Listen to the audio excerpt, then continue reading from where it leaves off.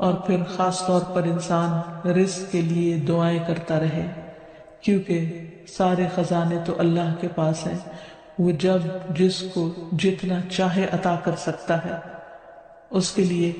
نبی صلی اللہ علیہ وسلم کی سکھائی ہوئی مسنون دعائیں بہت ہی بہترین ہیں۔ نبی صلی اللہ علیہ وسلم ہر روز صبح فجر کی نماز کے بعد یہ دعا پڑھتے تھے، اللہم انی اسألک علما نافعا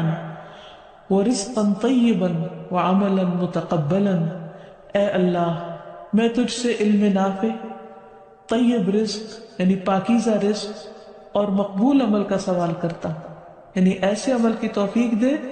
جو تیرے ہاں قبول ہو جائے، تجھے پسند آ جائے۔ اور اس کے ساتھ ساتھ انسان کو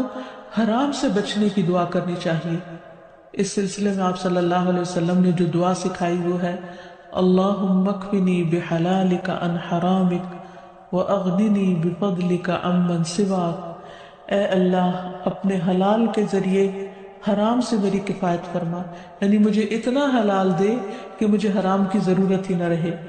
اور اپنی مہربانی سے مجھے اپنے علاوہ ہر ایک سے بے نیاز کر دے، یعنی مجھے انسانوں کا محتاج نہ کر، کسی اور کا محتاج نہ کر، صرف اپنے خزانوں سے عطا فرما۔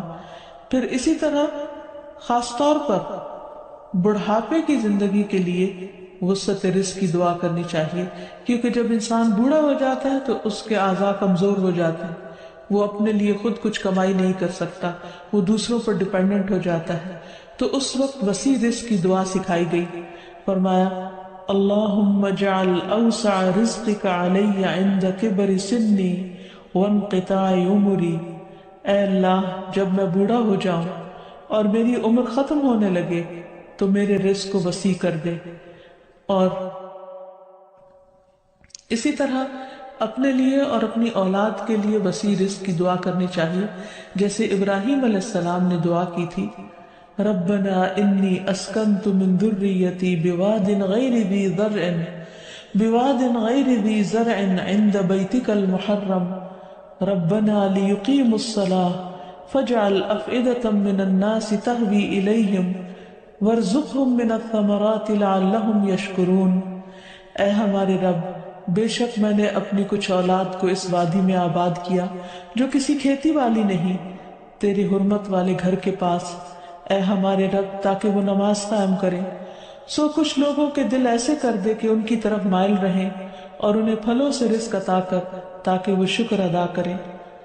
تو اس میں ہم دیکھتے ہیں کہ ابراہیم علیہ السلام اپنے بچوں کے لیے روحانی رزق کی دعا بھی کر رہے ہیں،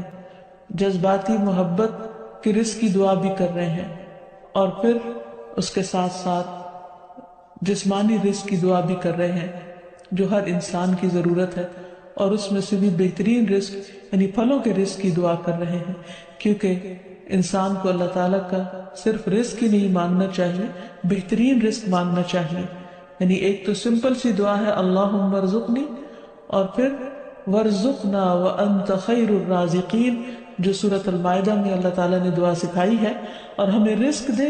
اور تو سب رزق دینے والوں میں سے بہترین ہے۔